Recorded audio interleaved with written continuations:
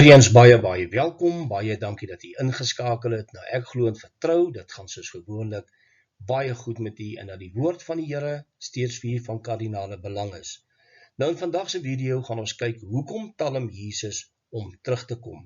Nou dis wat Rick Renner vra in sy verklaring waarin hy sê, hoekom talm die Here Jesus om terug te kom, en dan gee hy sy verklaring uit 2 Petrus 3 vers 9 en haal hy dit uit konteks van 2 Petrus 3 vers 9 praat van dat die wederkoms gaan plaasvind en dan verduidelik hy die oordele wat daarna gaan plaasvind, die elemente wat gaan smelt en so meer. Dit gebeur na die groot verdrukking. Maar vir pre-trib rapture leraars is dit die pre-trib rapture waarvan hier gepraat word en die Here is talm om te kom en hoekom talm hy regtig om te kom. So ek gaan vir julle 2 videoklips speel van Rick Renner. Ons gaan dit alles beoordeel in die lig van die skrif. So kom ons spring dadelik weg. Nou die belangrike vraag is daar enige redes hoekom Jesus nog nie teruggekom het nie? En Rick Renner gee sy verduideliking uit hierdie skrifgedeelte 2 Petrus 3 vers 9. Hy sê omdat Jesus lankmoedig is, sodat almal tot inkeer moet kom.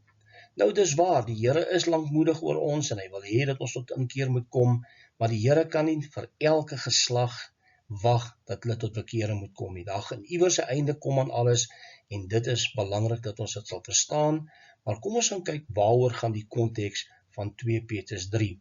In die dae van Petrus was daar spotters gewees, soos daar vandag ook spotters is, wat gesê het, waar is die belofte van sy koms?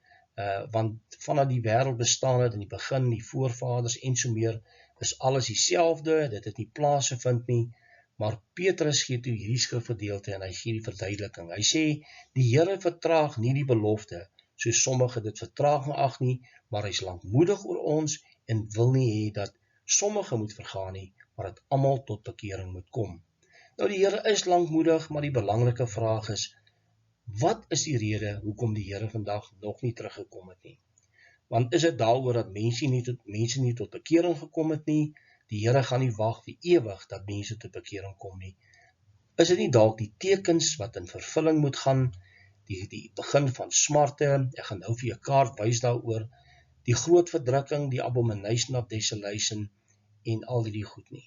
Die Here sal nie terugkom voordat die openbaring van die antichrist plaasgevind het, die afval gekom het nie, maar ons gaan nie vandag daaroor gesels nie. Kom ons gaan luister wat sê Rick Renner, juis oor 2 Petrus 3 vers 9, en jy moet luister wat hy sê, dat die Here sy wraak gaan uitgiet, maar voordat dit gaan gebeur, gaan hy terugkom, en hy is lankmoedig, en hy wag tot ons tot bekering moet kom. Kom ons gaan luister wat sê Rick Renner.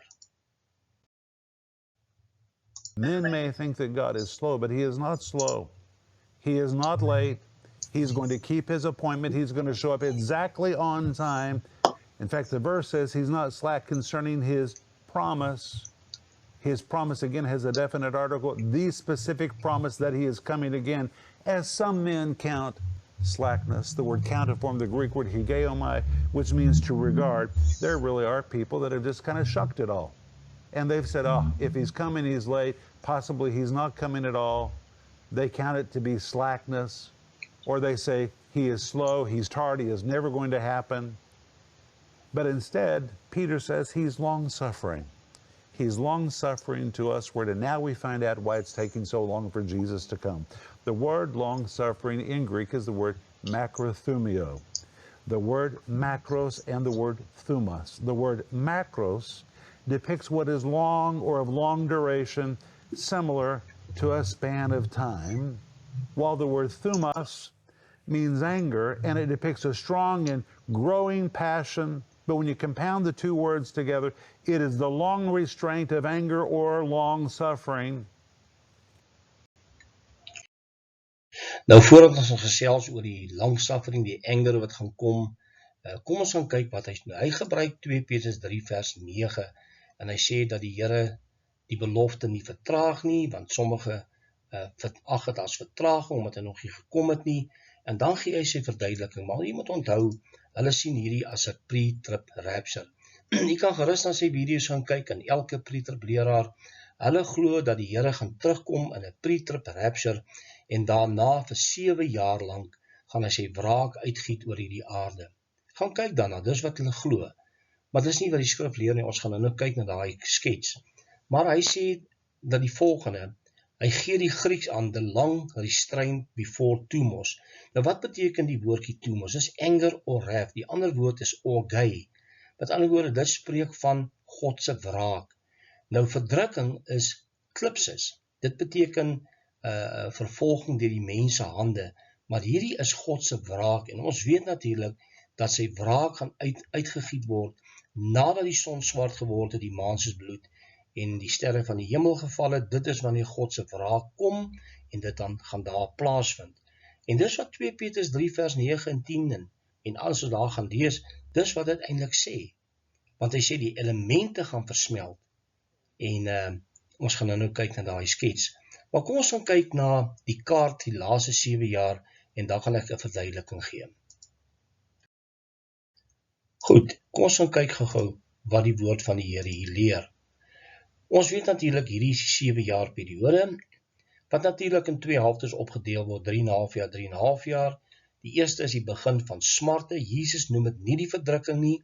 Baie van die preterleraars sal sê Matteus 24:21 praat van 'n 7 jaar groot verdrukking. Glad nie. Die groot verdrukking begin na die abomination of desolation, en dit is die groot verdrukking. Dis 3,5 jaar, maar dit word verkort. By die 6de seël kom Jesus terug, hy kom haal sy kerk uitgevaar uit, want die wraak van God gaan hier begin, en dis waarvan 2 Petrus 3 vers 9 spreek, dat die elemente gaan versmelt, hier gaan groot dinge plaasvind, die wraakoordele van God gaan hier plaasvind, maar eers gaan hy sy kerk kom wegvat, voor die wraak van die Here. Nou ja, dit is belangrik om hierdie skets te verstaan, dit is absoluut wat die woord van die Here leer, maar kom ons gaan kyk, wat sê Rick in sy volgende video. Or I say the word long-suffering could be compared to a candle with a very, very long wick. Doesn't have a short wick, doesn't burn out real fast. It's got a long wick. It has the ability to burn a long, long, long time.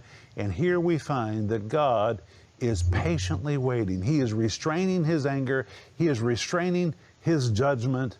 Why? Because he's not willing that any should perish, but that all should come to repentance. This does not say everybody's going to get saved. It doesn't say that.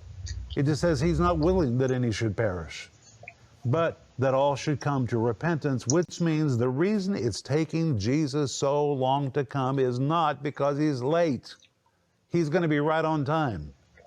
But he's waiting and waiting and waiting, like a candle with a very long wick. He's burning and burning and burning and burning, waiting, waiting, waiting, holding back everything as he awaits that very last person that's going to repent and come to Christ. He's not willing that any should perish. Again, it does not mean everybody's going to get saved, but God sure doesn't want anybody to perish. But he's holding out and he's holding on for that last person that's going to come to repentance. And when that last person comes to faith in Christ, boom, in that moment, Christ is going to descend into the lower atmosphere with his own shout. He's going to be excited about it. With the voice of the archangel, the trumpet blast that we're all going to hear, those of us that are in faith, and the dead in Christ are going to be raised, and we which are alive and remain, including the last one that just got saved, we're going to all be caught up into the air to meet the Lord, and so shall we ever be with the Lord. Nou ja, ons kan baie sê oor wat hy nou gesê het, maar kom ons kyk, hy sê self dat God sy oordeele terughou, soos 'n kers met 'n lang lont. Nou die oordeele van die Here, sê ek weer, gaan plaasvind na die 6de seël, na die groot verdrukking. Die groot verdrukking, soos baie preterleraars glo, hulle glo dis 3,5 jaar tot op die laaste dag by Armageddon. Nee, die woord van die Here is duidelik, dit word verkort by die 6de seël, en dit is waarvan daai skrifgedeelte spreek. Dan sê hy, totdat almal hulle moet bekeer, dan sal hy terugkom en ons kom haal. En dis natuurlik by 'n preterbeleid en rapture. Nou wat van hulle wat aan die groot verdrukking tot bekering kom, of wag Jesus nie ook vir hulle nie? Dis belangrik wat ons moet gaan kyk. Jesus het baie duidelik vir Johannes op die eiland Patmos gesê in Openbaring 6 vers 9 tot 11, toe hulle gesê het, Here, hoe lank gaan U ons nie wreek op die bewoners van die aarde, ons bloed wreek op hulle nie? En dan sê die Here, julle moet geduldig wees. Julle moet wag totdat die laaste van julle broeders soos julle gesterf het as martelare. Met ander woorde, die laaste tot bekering gekom het. Of sluit ons nou die mense in die groot verdrukking, as daar nou 'n pre-trib rapture sou wees, sluit ons nou die mense in die groot verdrukking uit, dat hulle nie in Christus ingekom het nie. Die Here gaan die werk afhandel, en wanneer dit afgehandel is, wanneer elkeen tot bekering gekom het, wat moes, dan sal die Here terugkom, en dan sal die harpatsou plaasvind. Daar is nie 'n pre-trib rapture en 'n eerste opstanding voor die 7 jaar, en dan is daar nog 'n opstanding, en dit is nie skriftuurlik nie. Maar natuurlik glo Rick Renner dit. Nou maar die vraag is, waar is die wraak van God en sy oordeele? Nou gaan ons kyk wat sê 2 Petrus 3 vers 9 baie duidelik vir ons. Waar vind die oordeele van God plaas? Is dit na 'n pre-trib rapture of na die harpatsou in Openbaring 6 vers 12 tot 17, natuurlik wanneer die son swart word, die maan verduister word soos bloed, en so meer, is dit daar waar dit plaasvind of na 'n pre-trib rapture? Kom ons gaan kyk daarna. Goed, die konteks van 2 Petrus 3 vers 9 tot 12 is, maar die dag van die Here sal kom soos 'n dief in die nag, waarin die hemele met gedruis sal verbygaan. Hoor nou mooi, en die elemente sal brand en vergaan, en die aarde en die werke daarop sal verbrand. Nou, hoe is dit moontlik dat hierdie werke, die hemele met gedruis sal verbygaan, die elemente sal verbrand, as daar nou eers 'n tempel gebou moet word, en Israel moet sy offers bring vir 3,5 jaar, en dan gaan die antichrist regering, die nuwe wêreldorde kom? Dit is nie moontlik nie. Dit vind plaas na die oopmaak van die 6de seël. Nou, ons moet gaan kyk, 1 Tessalonisense 5 vers 2 praat van die dag van die Here. Hy sê, dit is die dag van sy wraak. Dit is nie die verdrukking nie, dit is die dag van sy wraakoordele. En so kan ons gaan kyk na 2 Tessalonisense 2. Die woord praat van die dag van die Here. Hy sê, die Here sal nie kom voordat al daai goed wat hy genoem het in 2 Tessalonisense 2 tot 8 plase vind het nie. So die Here kom na daardie gebeure. Nou die afval en die antichrist is net om vinnig 2 te noem, is dit wat gaan plaasvind voor die dag van Christus, voor die dag van die Here. En natuurlik is dit hier waar die elemente gaan verbrand. U kan sien die son het verduister, die maan het soos bloed geword, en die elemente gaan verbrand.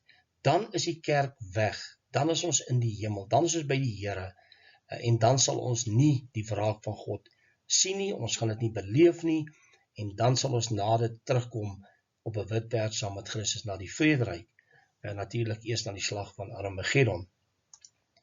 Nou kom ons gaan kyk na, dit gebeur na die groot verdrukking, en weer eens, as die besuin gaan blaas, is dit wanneer die son verduister word, die maan soos bloed. Dit gaan nie plaasvind voor 'n sogenaamde pre-tribulation rapture nie, en dis baie duidelik. So Openbaring 6 vers 12 is duidelik, dit vind plaas daar. Kom ons gaan kyk na ook 'n skets van die laaste 7 jaar wat ek self opgestel het. Kom ons gaan kyk wat dit leer. Nou, ons weet natuurlik dis die laaste week van Daniël, die begin van smarte, die groot verdrukking, die wraak daarna, maar 2 Petrus 3 vers 9 tot 12 vind plaas hierso, na die groot verdrukking. Nie voor die groot verdrukking, nie voor die 7 jaar nie, maar na die groot verdrukking.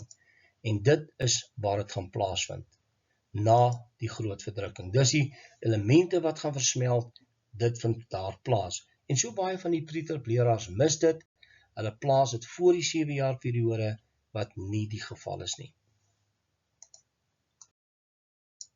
Nou goed, kom ons kyk, wat is die groot rede dat Jesus nog nie gekom het nie?